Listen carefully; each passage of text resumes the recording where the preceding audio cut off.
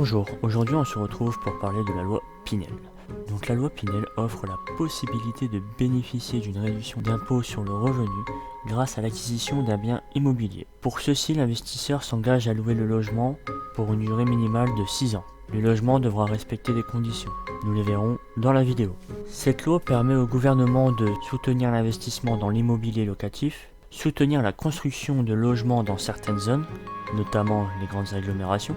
Il propose à certains ménages un logement intermédiaire quand ils rencontrent des difficultés à trouver un logement ou n'ayant droit au logement social. Nous allons voir les conditions d'éligibilité du dispositif Pinel ainsi que les zones géographiques où il peut s'appliquer.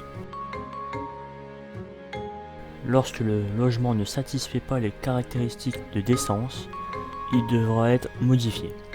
Les travaux de réhabilité devront se confronter aux conditions du label Haute Performance Énergétique Rénovation ou alors du label Bâtiment Basse Consommation. Pour les performances énergétiques, les logements doivent respecter la réglementation thermique RT 2012 ou alors avoir le label Bâtiment Basse Consommation BBC. Donc si votre logement a le label BBC Bâtiment Basse Consommation, il respecte déjà ces deux conditions. S'il a seulement la réglementation RT 2012, il devra avoir soit Haute Performance Énergétique Rénovation ou le label BBC. Si au contraire il a uniquement Haute Performance Énergétique Rénovation, il devra se souscrire aussi du label BBC et ainsi que la réglementation thermique 2012. Le dispositif loi Pinel ne s'applique pas partout en France, il s'applique dans la zone A. Donc ce sont les agglomérations de Paris, la Côte d'Azur, l'agglomération de Genève, ainsi que des villes où les prix du logement sont élevés. Donc la zone A bis concerne Paris et la Petite Couronne. Zone B1, le département d'Outre-mer, les autres agglomérations où les loyers sont élevés, Toulouse, Bordeaux, Clermont-Ferrand. La zone B2, la Grande Couronne parisienne, les villes-centres de certaines agglomérations, les communes en Corse.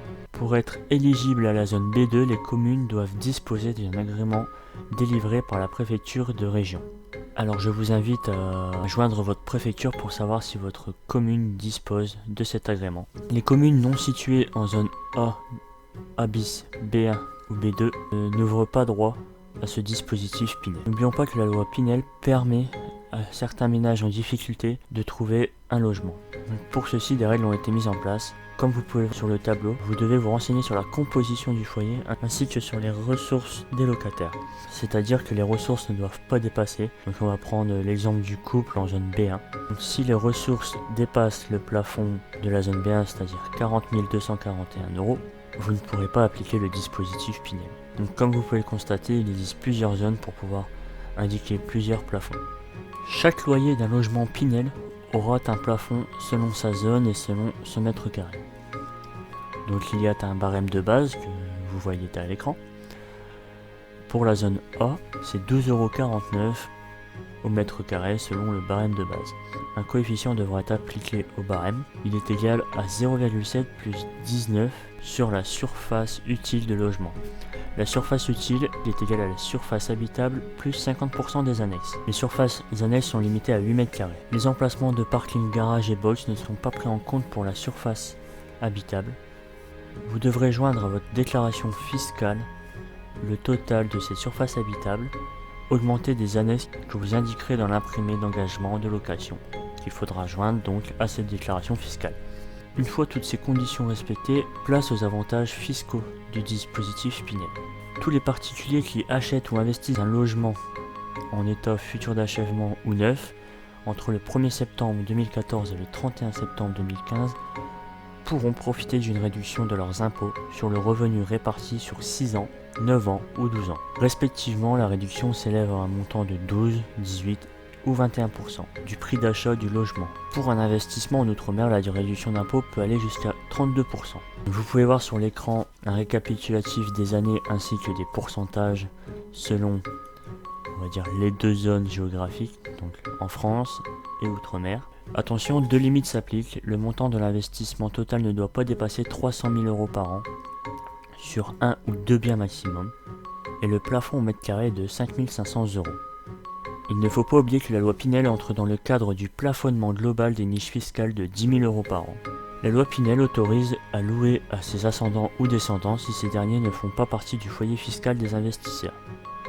Vous avez aussi le droit de faire l'acquisition de parts de SCPI, c'est-à-dire Société Civile de Placement Immobilier.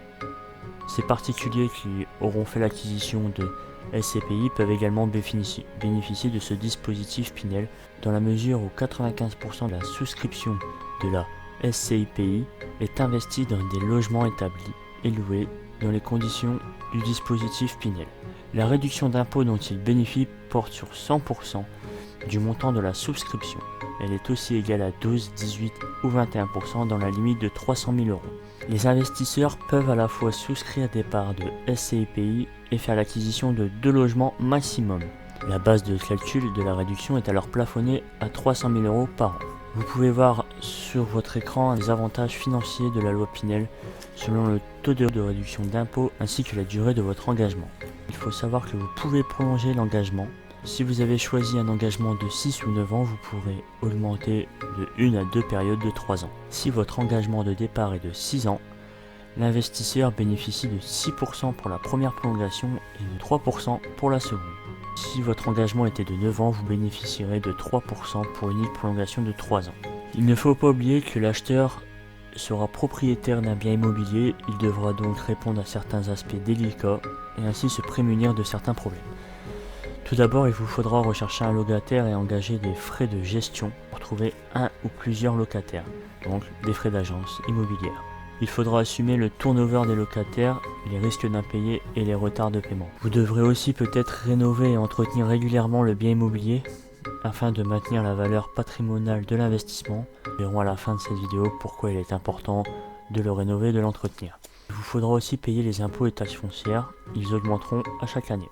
S'il s'agit d'un appartement, vous devrez payer des frais de copropriété. Toutes ces charges peuvent nuire à la rentabilité de votre investissement. Il faut donc prévoir une rentabilité élevée. Faut-il investir dans le dispositif Pinel ou non? Il faut retenir que investir dans la loi Pinel est un engagement à long terme, donc ça ciblera les jeunes parents et les parents. Il est impératif de faire preuve de patience et de choisir méticuleusement l'emplacement et la taille du bien.